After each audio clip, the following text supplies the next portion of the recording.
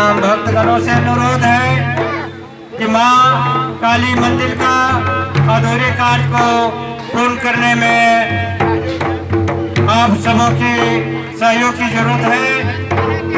तमाम भक्तों से अनुरोध है कि कुछ न कुछ अपना सहयोग कर इस अधूरे कार्य को पूर्ण करने में सहयोग करें। वासुदेव विश्वकर्मा जी, आप इधर हैं तो जल्द से जल्द माँ काली का परागण में पहुंचने का कष्ट करें।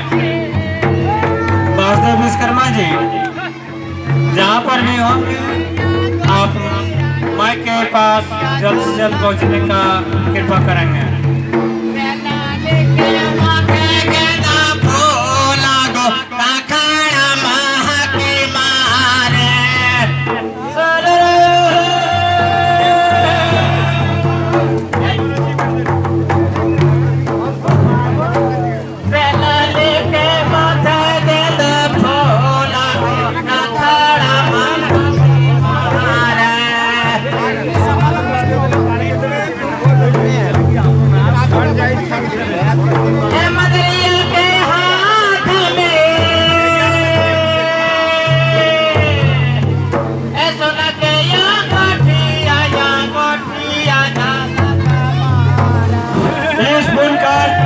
सफल करने के लिए भेदौरा पंचायत के बरगो पंचायत के वार्ड सदस्य चंद्र जी की ओर से 3 बोरा सीमेंट अनुदान देने की घोषणा अपने मुखबिंदु से कर रहे हैं।